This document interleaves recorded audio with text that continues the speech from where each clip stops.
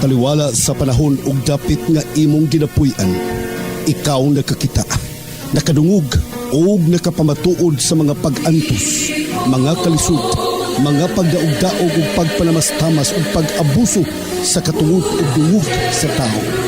Ikaw nangutana, kanus apa ba kahatagan kinig kasulbaran, solusyon kining tanan? Kanus apa ba di ay mabatnan ang tinuod nga kalinaw, tinuod nga hustisya ug tinuod nga kalipay? Ikaw madasig, tungod kay adunay pasalig o mga saad sa pangulo nga politikanhon nga kuno sila mo serbisyo, sila mo alagad, apan ang tanan nabalitan. Tungod sa manggad, propidad, ang moralidad sa mga pipila nga anaa sa otoridad nabalitan. Ikaw mihangad sa Diyos nun nga katilingban, nagatuo nga diha makitaan ang kasulbaran sa mga suliran, mga lulan nga imong ginapasan. Apan hinay-hinay, imong nadiskubrihan ang kamatuoran nga ang gialagaran o ginipinsaan maudi ay ang ilang kaugalingon o personal nga mga katuyuan. Higala, ayaw og kaluya, ayaw walaa ang imong pagsalig, ayaw og kaguol, adunay maayong balita alang kanimo karon. Ang Iglesia Adventista del Séptimo Día o Seventh-day Adventist Church nagapahibalo kanimo nga ang imong gipangita o gikinahanglan imong makaplagan pinaagi ni ini nga tulumanon. Tingog sa paglaom ug karon ania ang imong alagad.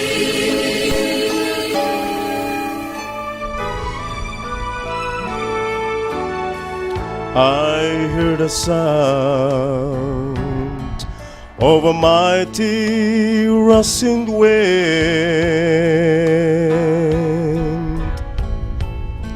and it's closer now than it's ever been. I can almost hear the trumpet as Gabriel sound the call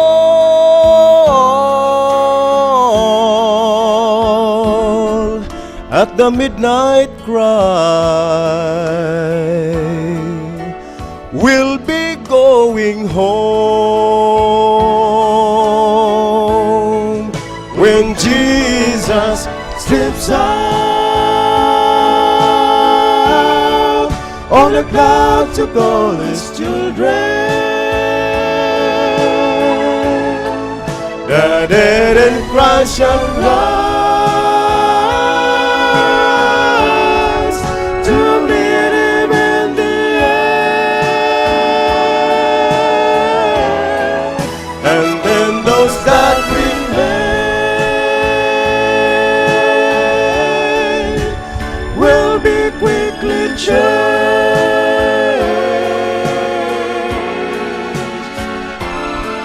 at the midnight cry, when Jesus comes again.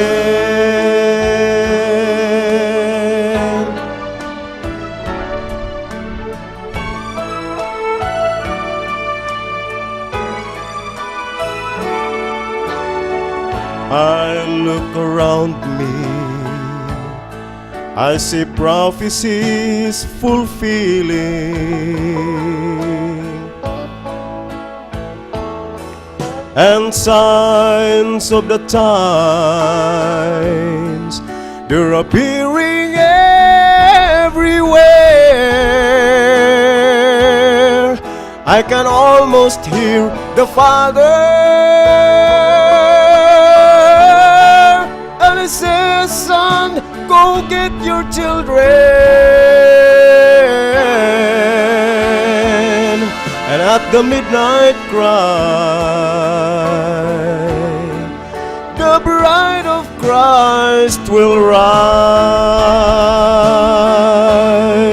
when Jesus steps out on the cloud to call his children. The dead in Christ shall rise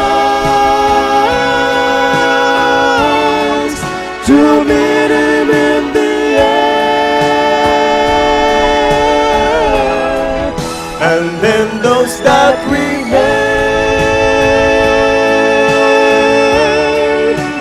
will be quickly changed.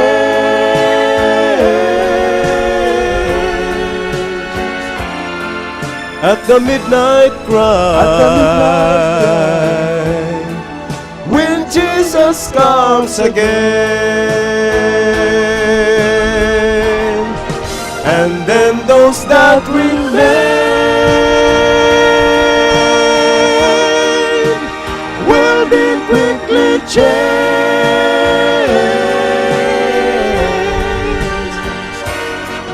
At the midnight cry, when Jesus comes again.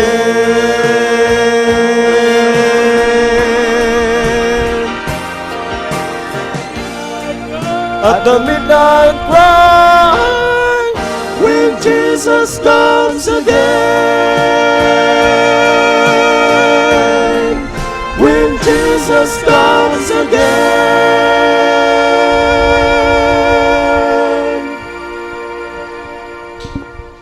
Akong gihangyo ang tanan nga mga viewers nga atong iduko ang atong mga ulo alang sa pag-ampo.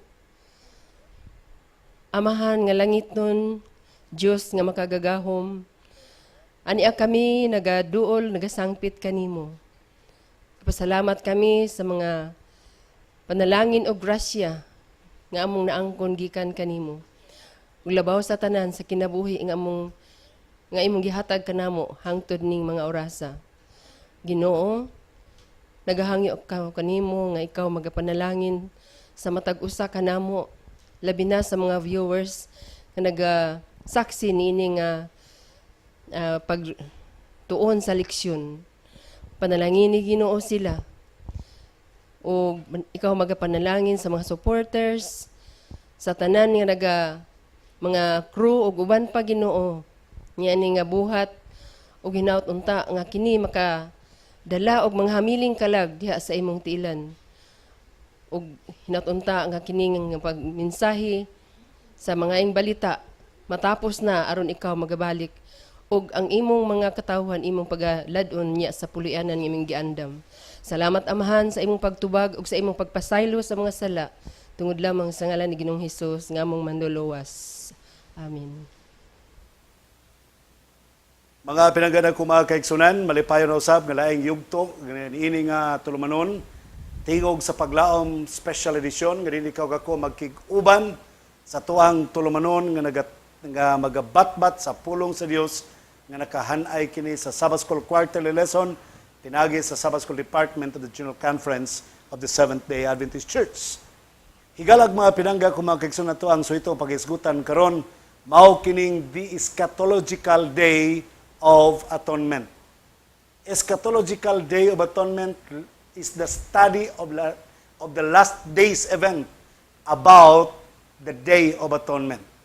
Ang atoang bersikulong pagadugukan karon mga kaigsuonan, makita nato sa Daniel chapter 8 verse 14 nagkanayon, and he said unto me, unto 2,300 days then shall the sanctuary be cleansed.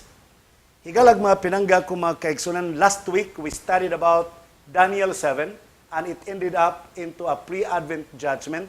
In other words, prior to the coming of Jesus Christ, there will be a judgment. Now in Daniel 8, ato pumakitaan mga kaigsunan, which is equivalent to the pre-Advent judgment, is the cleansing of the sanctuary. Now here we have the diagram. Ato makitaan mga kaigsunan. Now let's go. Sa Daniel 7, it started from an animal which was a lion, a bear, a leopard, and the fourth beast which has no name, but the description was a dreadful one. Then out from that 10 horns of the fourth beast was the little horn. Then the pre-Advent judgment, and as the result of the pre-Advent judgment was the transfer of the kingdom to the saints, and that was the second. And that will be the second coming of Jesus Christ. Now, if we study the Daniel chapter 8, lion here is no longer mentioned. Yeah, we understand that the lion here stands for Babylon in Revelations and Daniel 7. and the bear here is the Medo-Persia. The leopard is the Grecia or the Greece, and the fourth beast is the Roman Empire, and the little horn here is something like backed up by the pagan Rome as the papacy or the papal Rome. Now, here in Daniel 8, two kinds of animals are mentioned about. Duha ka klaseng mananap mga kaigsunan, and the Bible here in Daniel chapter 8 verse 20, it started with the ram, and the ram here according to the interpretation is the Medo-Persia. So we can locate it here together in line with the bear, the Medo-Persia. Babylon is no longer mentioned about. Now don't forget that Daniel 8 is talking about the ram and the he-goat. The ram and the he-goat are two animals which are very important or significant to emphasize the Day of Atonement. Now, the ram here stands for the Medo-Persia, and the he-goat is the Greece, and here comes the little horn. Here is the Roman Empire or the pagan Rome or the papal Rome. Now, instead of the pre-Advent judgment in Daniel 7, in Daniel 8, it's talking about the cleansing of the sanctuary. And now, what does it mean? It is Eschatological Day of Atonement. And after that is the second coming of Jesus Christ and beyond. And that will be for eternity. Higala mga pinangga ko mga kaigsunan, we'll be talking about here how 1844 is very vital and significant to our church. Why 1844? The Seventh-day Adventist is related to the 1844 Advent movement. Diri mga pinangga ko mga kaigsunan, ug atong summarize ang Daniel 8. Makita nato nga ang ram representing the Medo-Persian kingdom, nagkig-away sa he-goat nga girepresentahan kini sa Greece. Naa sila mga sungay mga kaigsunan. Ang he-goat o sa kabuk sungay nga dako kayo, ang ram duha kabuk sungay, nagbangga silang duha, nalupig ang maong ram, ang maong karnirong laki, namatay. Og ang maong kanding nga nidaog mga kaigsunan, wax exceeding great according to the record. Now, importante kayo masabtan nato nga human sa Grecian Empire, dito nato masabtan nga migawas ang little horn. Importante kayo masabtan nato ang little horn, diin gikan, kinsa siya, giunsa niya, para masabtan nato o giunsa po niya pag attack ang Prince of Heaven. Niya mga pinangga ko mga kaigsunan. So, pag sa dihang nabunggo na ang gamay ang dako nga sungay sa he-goat, mipuli ang upat ka mga gagmayng sungay, the four notable ones sa verse 8. Pagkahuman niya na, nabasa na po dayon sa verse 9. Okay? Are you ready now? 9 to 14 nagkanayon. And out of one of them came a little horn which grew exceedingly great toward the south, toward the east, and toward the glorious land. And it grew up to the host of heaven, and it cast down some of the host and some of the stars to the ground, and trampled them. He even exalted himself as high as the Prince of hosts, and by him the daily sacrifice were taken away, and the place of his sanctuary was cast down. Because of transgression, an army was given over the horn to oppose the daily sacrifices, and he cast truth down to the ground, and he did all this and prospered. Then I heard a holy one speaking, and another holy one said to that certain one who was speaking, how long will the vision be concerning the daily sacrifices and the transgression of the desolation, the giving of both the sanctuary and the host to be trampled underfoot? And he said to me, for 2,300 days, then the sanctuary shall be cleansed. Mga pinangga ko mga kaigsunan, doon ay mga importanteng butang na gusto na kong i-share ninyo. Sa Daniel chapter 8 verse 9, ang attack sa little horn, he magnified himself against the Prince of Hosts. What else? He took the daily sacrifice What else? The host the truth, iyang gitrample down to the ground, and he prospered. Ang kamaturan, iyang gilabay sa yuta, o iyang gitamak-tamakan. Tulog ka mga butang mga kaigsunan, magnify himself, gigubat niya sa pag-magnify niya, iyang against the Most High, o iyang gigubat ang mga balaan. Number 2, iyang trample down ang truth, gikuha niya ang daily sacrifice. Ato masabtan mga kaigsunan that the daily sacrifice here, according to the record, take by him, and by him, the daily sacrifice were taken away, and the place of his sanctuary was cast down. Kadang pulong din nga, the daily sacrifice were taken away by him. Sa original nga Hebrew word mga kaigsunan, gi-mention nga omno.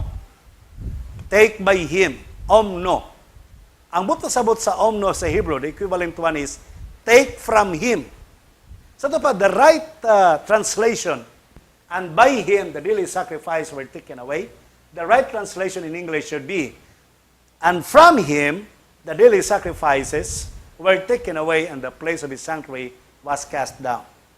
So, kung ino ni mo by him, so ito pa si Kristo ang nagkuha sa daily sacrifice. No. It's not Christ who took it because siya ang naghimo sa daily sacrifice. Si Kristo ang icon, si Kristo ang pinakasentro sa daily sacrifice, siya ang naghimo ni na kada adlaw. So, anong kuhaon man niya? Nga na naman sa yadaan. So, gikuha gikan kaniya from the Hebrew word omno, nagpasabot, take from him. Sa ito pa, ang little horn mo'y nagkuha from him, from the Prince of Hosts. So, unya, gi-cast down pag yun ang truth, and he prospered, mga kaigsunan. Giaway niyang mga balaan, and the record says in the past of the old, during medieval ages, more than millions of hereges or heresies were put to death during the Inquisition period. So, gipamatay pa sa Inquisition. So, more than millions of hereges. So, ibang masabtan mga kaigsunan, nga gusto na ko i-emphasize kining ang kamatuoran gilabay sa yuta o gitulog-tuluban sa mapintas nga mananap. Mga higala, we are not attacking anyone here. We don't attack any church. But this is the claim of the Roman Catholic Church. The Pope can modify divine law, Ferrari's Ecclesiastical Dictionary. According to their claim, the Pope has the power to change times, to abrogate laws, and to dispense with all things, even the precepts of Christ. The Pope has the authority and often exercised it to dispense with the command of Christ, decretal de translatic episcopal. The Pope can modify divine law, Ferrari's Ecclesiastical Dictionary. So, ilang gipang-usab ang balaod mga kaigsunan. They trample down the truth. Another here. Of course, the Catholic Church claims that the change from Saturday, Sabbath to Sunday was her act, and the act is a mark of ecclesiastical authority and religious things, according to E.H.F. Thomas, Chancellor of Cardinal Gibbons. Another here. Sundays are mark of authority. The church is above the Bible, and this transference of Sabbath observance is proof of the fact. Now, this is according to the Catholic Record of London, Ontario, September 1, 1923. And many more. Daghan pa silang mga claims, mga kaigsunan, that they have the right to change the truth, to modify the law of God. So that is the way how they trample down the truth. Ila pag yung gitrample down, diya silang mga tiil. So, karon din mga kaigsunan ay mo makita. According to the record, in Daniel chapter 8, verse 11, he even exalted himself as high as the Prince of Hosts, and from him, not by him, the daily sacrifice taken away, and the place of his sanctuary was cast down. So, kung pasabot anang gikuha, gikan kaniya, baliko na to mga kaigsunan. Ato masabtan, that the worship, the issue here is the worship. I would like to tell you that. Don't forget then in Joshua chapter 5, verses 13 to 15, naghisgot kini sa captain of the host. Kiingnan ni Joshua ang captain of the host, according to verses 13, 14, and 15. And it came to pass when Joshua was by Jericho that he lifted his eyes and looked, and behold, a man stood opposite him with his sword drawn in his hand. And Joshua went to him and said to him, Are you for us or for our adversaries? So he said, No, but as commander of the army of the Lord, I have now come. And Joshua fell on his face to the earth and worshipped and said to him, What does my Lord say to his servant? And the commander of the Lord's army said to Joshua, Take your sandal off your foot, for the place where you stand is holy. And Joshua did so. So the prince of hosts, mga kaigsunan, or the commander of the army, is worthy of our worship. So the direction of worship in the sanctuary is focused to the prince of hosts, who is Jesus Christ.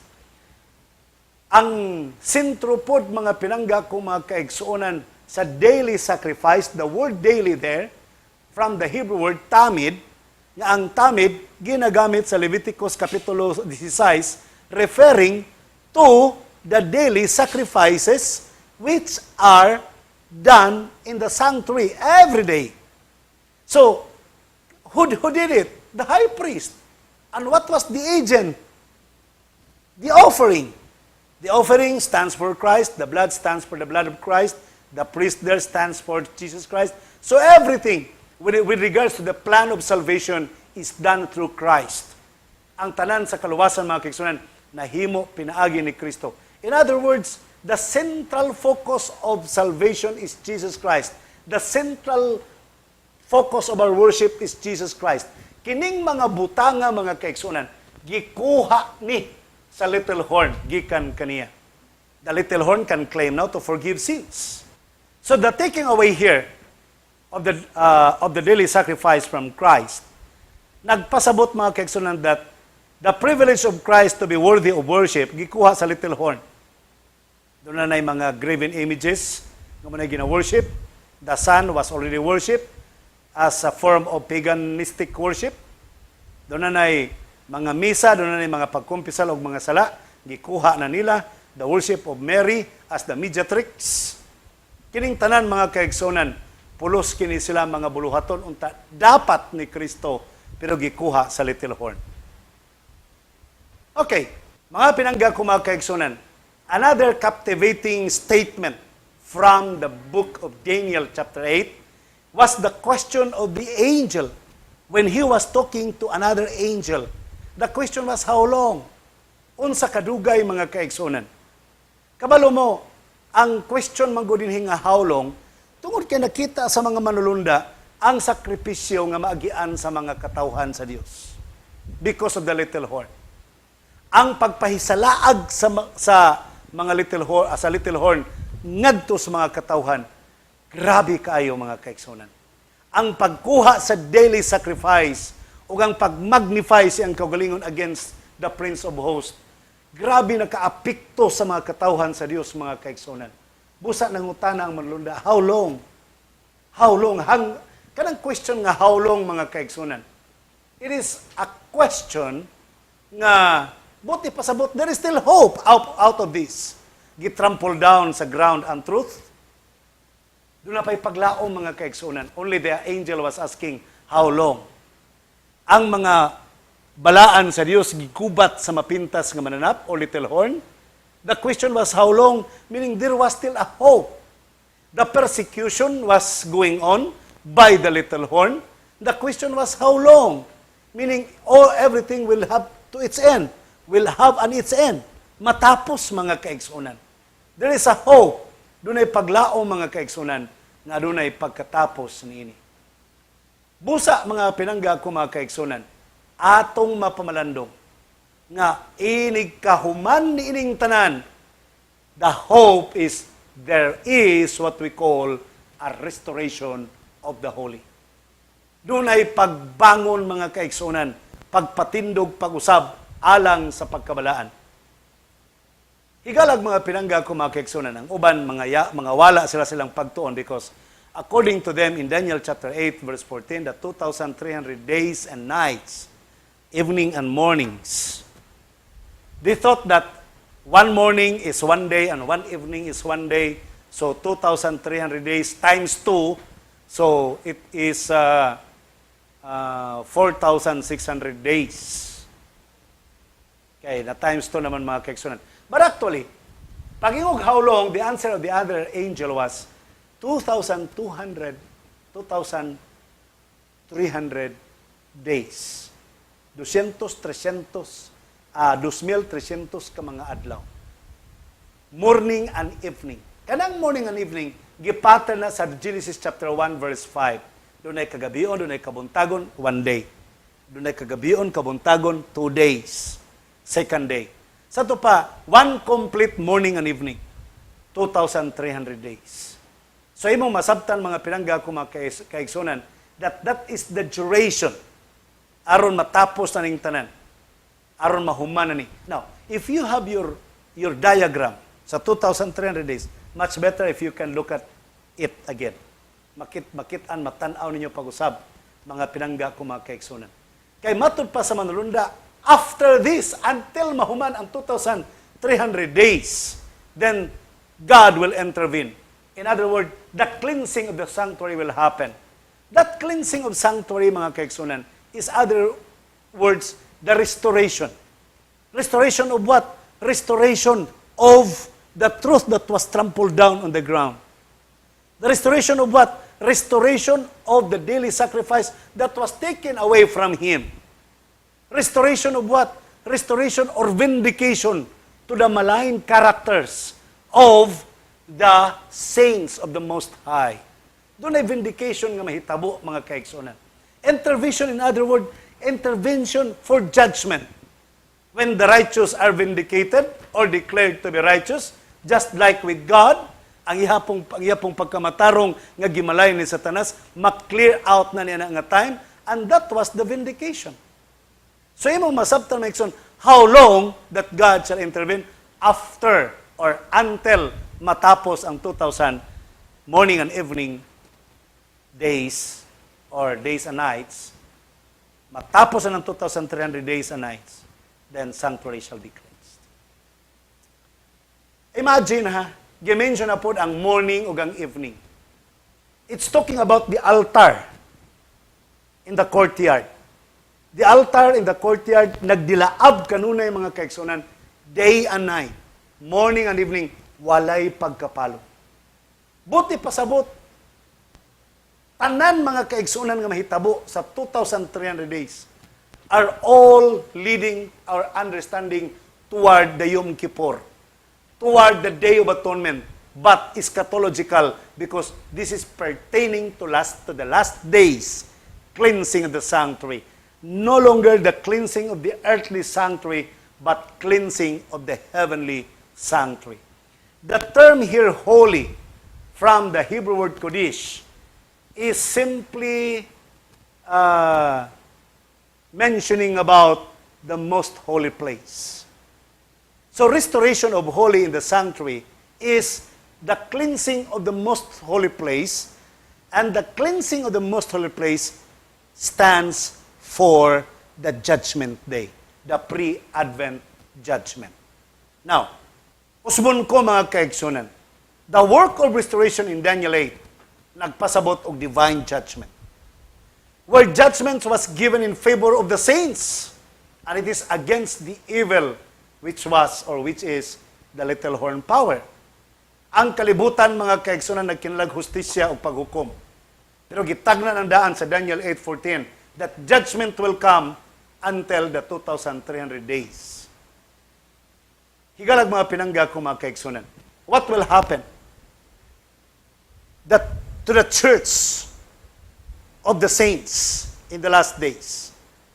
The Bible is very clear that the saints in the last days are people who are joining themselves with the three angels, preaching and proclaiming the gospel all throughout the whole world, that judgment has come. So, worship Him who made the heavens and the earth, the sea and the springs of water. According to Revelation 14:6 and 7. So, iwali nga muabot ng adlaw sa paghukom. Ibalik ang pagsimba ngadto kaniya na may nagabuhat sa langit, dagat ug yuta. Have you noticed that Revelation 14:6 and 7 is a resolution, a counter-resolution to that record in Daniel chapter 8, verse 9, 10, and 11. Sa Daniel chapter 8, 9, 10, and 11, the daily sacrifice was taken away from Christ. In other words, the worship shall be no more to Christ. Dito na sa mga church leaders na nag-exalt silang sarili against the Most High. Then it's talking about the judgment. It's talking about the worship. It's talking about the glorification. It's talking about the gospel. The same with Revelation 14, 6 and 7. That the preaching of the three angels, especially the first angel, is proclaiming about the everlasting gospel and talking about, mentioning about the judgment, the coming judgment, and encouraging the people to worship God who created the heavens and the earth. Now, on the Day of Atonement, according to Daniel chapter 8, ang target yun sa little horn is the sanctuary. Don't forget that according to psalmist David, according to the psalmist rather, David, that teach me thy way, O Lord, for thy ways in the sanctuary. Sa tupad, the way of salvation are all or is now declared by God in the sanctuary. The way of salvation is kung makasala ang tao, mangayog pasaylo, ngato sa Ginoo, muawil sa halad, muduol kang Kristo nga maoy personal manluluwas. That is the attack of the little horn. I would like to tell you that. Mao na yang giguba mga kaigsunan nga attack sa little horn. Busa, several terms in Daniel, they called it the act of the little horn as the rebellion against God. Gidescribe po na siya defiance of sin. And only the Day of Atonement that the sanctuary can be cleansed. Kanang sala sa little horn nga mao ang rebellion o defiance from sin, of sin. Only the Day of Atonement, the Eschatological Day of Atonement lang ang maka-vindicate niya na. Mapabalik ang way of salvation, ang tama nga pamaagis kaluwasan, mapabalik ang nawala nga daily sacrifices from Christ. It's only the day, the eschatological day of atonement. And that is the pre-Advent judgment. Ato makita ang mga pinangga ko mga kaigsunan, that there is something, a relationship of Daniel 8 and Daniel 9. Now, bantayan ninyo ha. In Daniel 8, the word vision there in English was pronounced in Hebrew as chason. Ang chason nag-refer sa kinatibuk ang pananaon sa tibuok Daniel 8. Another there, sa Daniel chapter 8 verse 26, naghisgot din ha mga kaigsunan og mari. Sa Daniel 8 chapter 26, nag-ingon ang Dios nga tinuod ning mahitabo. Pero kini nga pananaon takti kay masabtan rani sa unahan. Dili ang kinatibuk ang vision sa Daniel 8 ang patakpan kay dili masabtan ra sa unahan. Kaya ang Daniel 8 chapter 1 hangtod sa chapter 8 nasabtan na kay gi-explain na nga sumala sa verse 20 ang Ram mao ang Medo-Persia. So unsay nagsulod sa Medo-Persia? Grisya. Unsay nagsulod sa Grisya? The little horn. So masabtan nimo ang pasunod mga kaigsunan. So ang gi-emphasize nga pasiradaan sumala sa Daniel 8:26. It's the literal 2,300 days vision, the mari, not the chason, but the Mari, may pasiradaan, nga masabtan ra sa unahan. And now here comes the angel Gabriel. In the last days of Daniel, gipasabot siya kung unsa ang 2,300 days. Daniel chapter 9 verses 24 to 27, gi-explain mga kaigsunan, nga gikan sa paggula sa sugo, that was 457 BC, magsugod nag-counting mga kaigsunan. Hangtod sa restoration sa Jerusalem, hangtod sa pagpasig-uli sa mga halad dito sa Jerusalem, hangtod sa pagtungha sa Mesiyas, mga kaigsunan, hangtod sa pagbautismo sa Mesiyas, hangtod dito sa kamatayon ni Kristo sa Kalbaryo sa cross in the year AD 34. Higalag mga pinangga ko mga kaigsunan, the Daniel chapter 9 verses 24 to 27, diharataman sa kamatayon ni Kristo sa cross. Ang iyang explanation. But Daniel 8:14 remains the 2,300 days, years in the prophecy. So gikan sa kamatayon ni Kristo, mga kaigsunan, hangtod sa AD 34 nga diin ang maing balita gilabay na ngadto sa mga Gentiles, gipahibalo na sa mga Gentiles.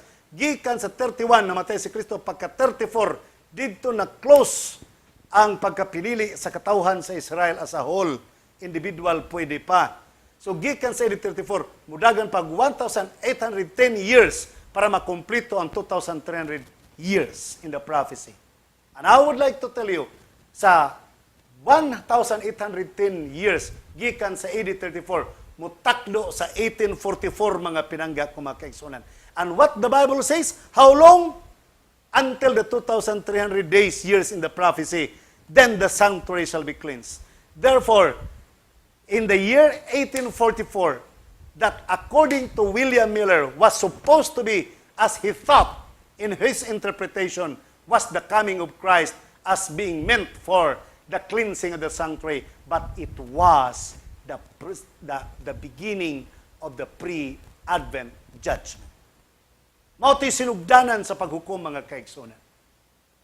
And I would like to tell you, that is a very significant prophecy for the restoration of God's people as a church. And now it becomes the reorganization of the pure, true church, and now it's identified as the Seventh-day Adventist Church. If you now belong to the Seventh-day Adventist Church, congratulations. You are part of this great prophetical church in the last days. The result of the restoration, the result of the vindication, the result of the judgment that has been promised by the angel to the other angel who was asking, how long then the sanctuary shall be cleansed after or until the 2,300 days, years in the fulfillment of the prophecy. Brethren, I'm so glad that I'm part of this great church, the Seventh-day Adventist.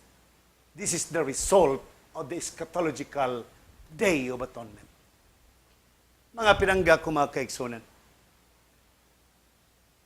atong mapamalandong, o atong makita. Doon ako'y, please allow me, in my humble knowledge, to solve this problem. Doon ay issue nga gusto na kong tubagon, mga kaigsunan.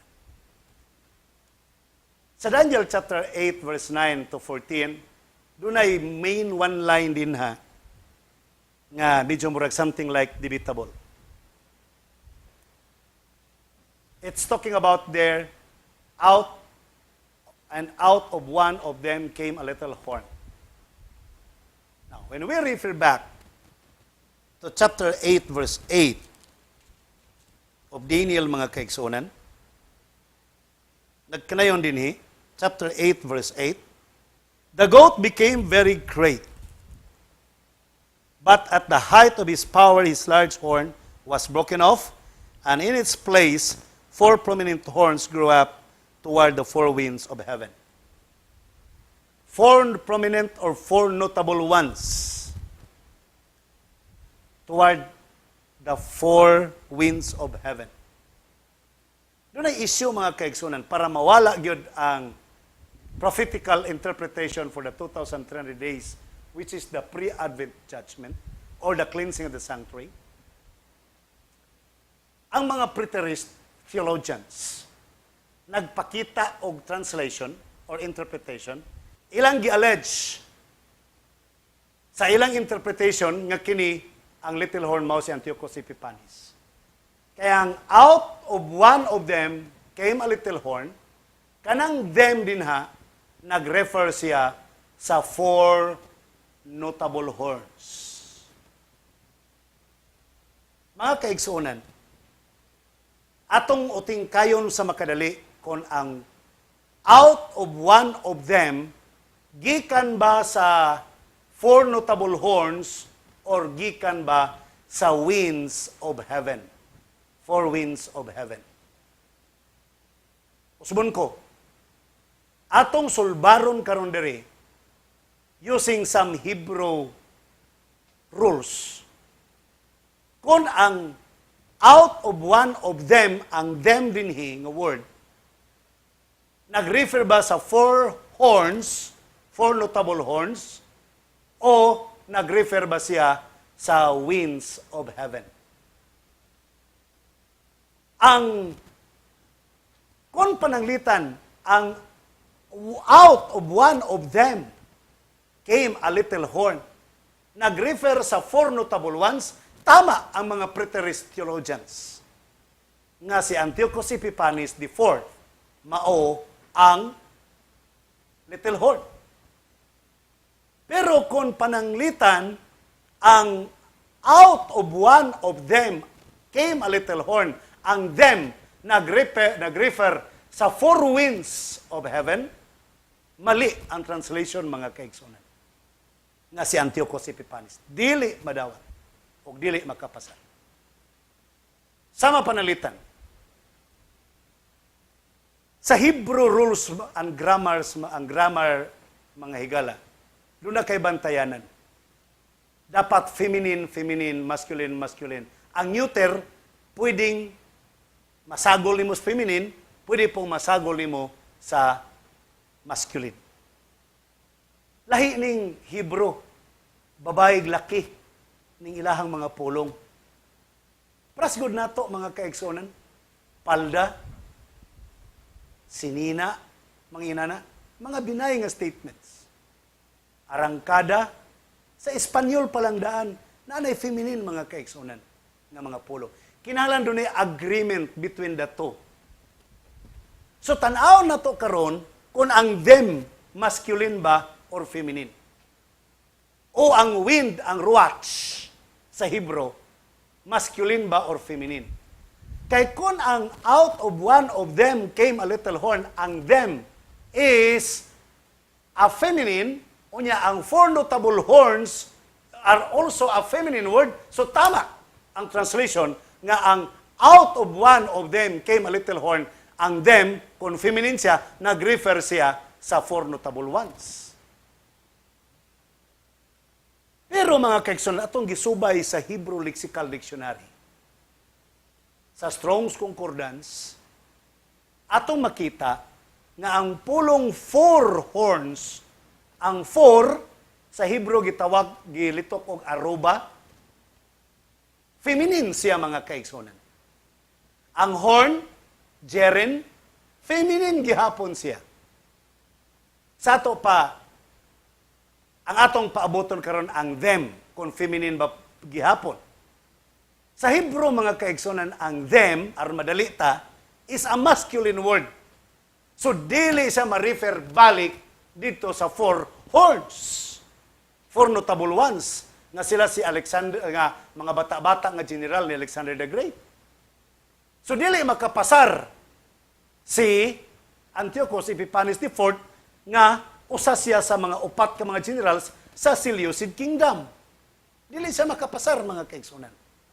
Asa man din nag-refer ang them. Ang them mga kaigsunan is a masculine, ang wind is a ruach. Nag-refer siya, masculine man ang them, ang wind, praise God, kay masculine pod. Winds of heaven samayin, neuter or neutral.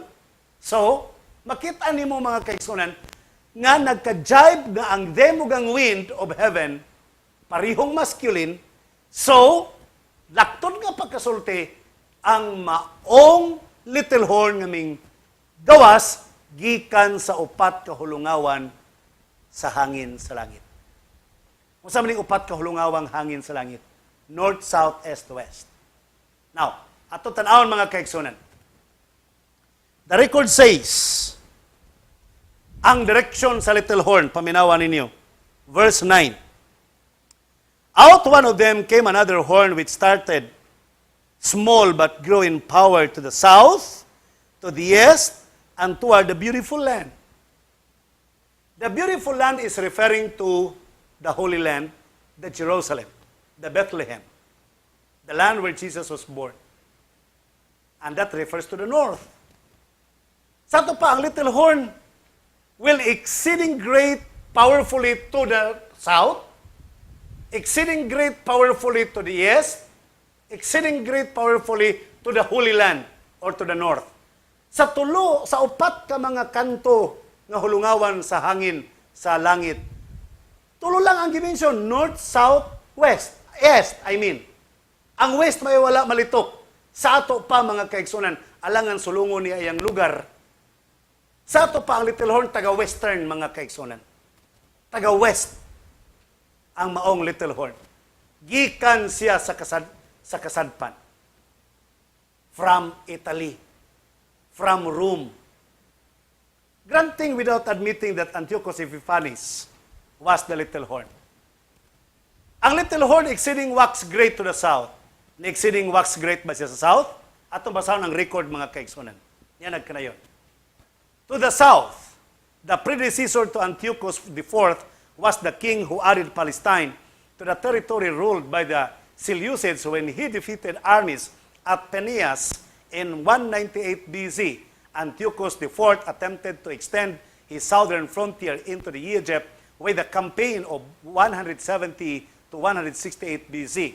He was successful in conquering most of the delta in 169 BC. The following year, in 168 BC, he marched on Alexandria but was turned back by the Roman diplomatic conquest. Thus, his partial success in Egypt was transitory, and it is doubtful that he really did grow exceedingly great toward the south. So, tanan nadaog niya ang Peneas, ang Delta, nadaog niya. Pagpasok niya sa Egypt, gilabay, giabog siya sa Roman diplomats. Napildi siya sa Egypt. So, wala siyang exceeding great sa south. Let's go to the east. Kung exceeding great ba si Antiochus Epiphanes sa east? Now, let's read. Let's go back to the screen. To the east, Antiochus IV's predecessor, not Antiochus Epiphanes IV himself, subjugated the east with his victorious campaigns in 210 to 206 BC that took him to the frontier of India. Most of the territories involved rebelled and became independent, however, after the Roman defeated him at Magnesia. Antiochus IV attempted to regain some of his territory. After some initial diplomatic and military successes, his forces stalled. He died during the course of this campaign, apparently from the natural causes, in the winter of 164 BC to 163. Antiochus IV did have some initial successes. He did not accomplish nearly as much in this area as his predecessor, and his project was left incomplete at Antiochus IV's death. Thus, his partial and incomplete military successes hardly matched the prophetic prediction of the type of the little horn growing exceedingly great toward the east. Napildi, namatay pagid siya sa east, mga kaigsunan. Now, let's go to the glorious land, to the north. O saan itabo niya dito? To the glorious land, Antiochus IV is noted in 1 Maccabees chapter 1 to 6 as the ruler who desecrated the temple and persecuted the Jews. This did not occur because of any conquest of his own, but because his predecessor had already taken Palestine. Antiochus IV, therefore, could not have grown exceedingly great toward the glorious land, Judea presumably. In any sense of military conquest, he could have grown exceedingly only in the sense of exercising or abusing his control over what was already part of his kingdom when he came to the throne. Wa gihapon siya mulampo sa glorious land. Wala gihapon siya magsilbi dito. So 100% dili makapasar nga si Antiochus Epiphanes mao ang little horn. Balik ko na to. Ang little horn magnifying himself against the Most High. Kinsa may nagpadako siyang kagulingon batok kang Kristo. Niangkon nga puli ni Kristo. Gipamatay ang mga balaan. Gilabay ang kamatuoran sa yuta o gitunog-tunuban. Giusab ang kasuguan. Giusab ang adlaw igpapahulay. Giredirect ang attention sa mga tao sa kaluwasan from Christ to the leadership of the church. That is, or these are the activities of the little horn. Ang little horn, exceeding wax great to the north, exceedingly wax great to the east, to the south, but not to the west. Therefore, it is believed scholarly that the little horn comes from the west. Og tungod niini mga kaigsunan, sa grabe nga pagpakigbatok sa little horn kang batok kang Jesus Christ, doon ay gitagana nga Eschatological Day of Atonement. Nga may mo restore nining tanan, may mo cleanse nining tanan, may mo vindicate nining tanan. Ang nakanindot mga pinangga ko mga kaigsunan. Ako'y gustong basahon sa inyong atubangan. Sa Daniel Kapitulo 8, versikulo 23 hangtod sa 25. Paminawan niyo ang statement. Mao ni ang katapusang judgment sa Ginoo para sa little horn. Og sa tanan nga gustong musundog sa pagka-little horn. Mao ni ang judgment sa Ginoo para kaniya. And in the latter time of their kingdom, when the transgressors have reached their fullness, a king shall arise, having fierce features who understand sinister schemes. His power shall be mighty, but not by his own power. He shall destroy fearfully, and shall prosper and thrive. He shall destroy the mighty, and also the holy people. Grabe! Mulampos gid siya pagpamatay sa mga katawan sa Dios. Mulampos siya sa pakigbatok sa mga katawhan sa Dios, mga kaigsunan. He will destroy fearfully and wonderfully. Through his cunning. The word cunning there, the same used by Genesis chapter 3, that the serpent was cunningly made. So the cunning here, ang pagkamaro o ang pagkaigmat sa little horn, the same sa pagkaigmat ni Satanas. Through his cunning, he shall cause the seed to prosper under his rule, and he shall exalt himself in his heart. He shall destroy many in their prosperity. He shall even rise against the prince of princes. And now what is the judgment? But he shall be broken without human means. Mabungkag ragyapon siya. Maguba ragyapon ang little horn. Mamatay ragyapon siya. Maundang ragyapon siya. Na bisag walay tawhanong kamot na manghilabot kaniya. Buot ipasabot. Heaven's execution of judgment. Heaven's intervention. Heaven's Day of Atonement. Heaven's final judgment.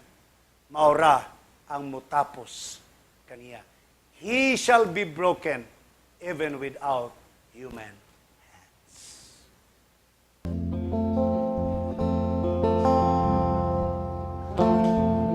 Dinadugay nga mubalik siya.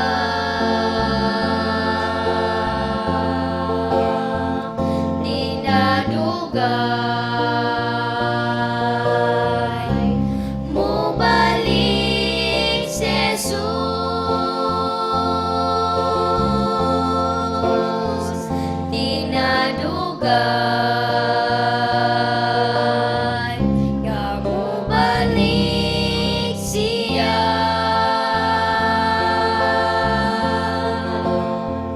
Dinadugay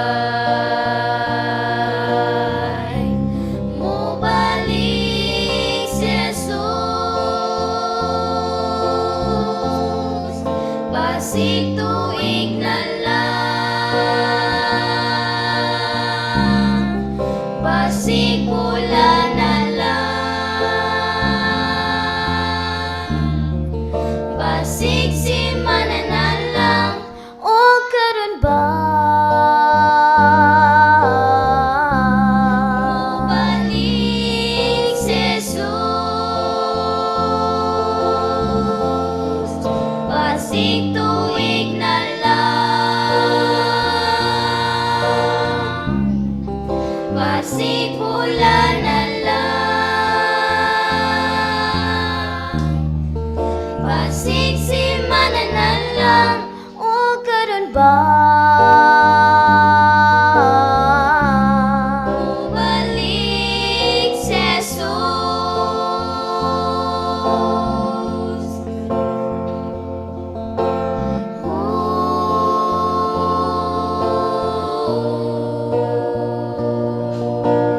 Mga igsoon ko mag-andam ta, kay ang pagbalik ni Jesus hadol na.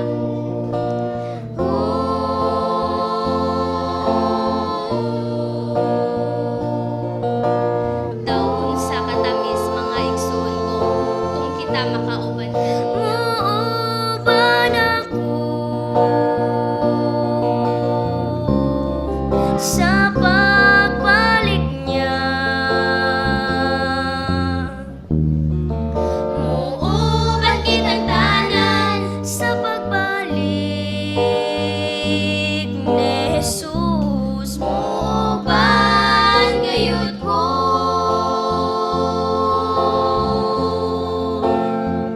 Di nadugay, di nadugay, di nadugay. Balik siya, nga mo balik si Jesus.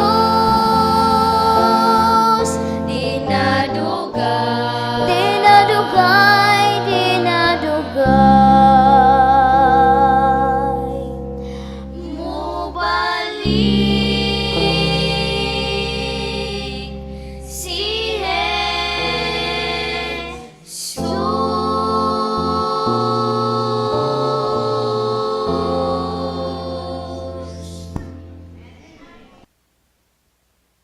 Magampo ta mga kaigsunan.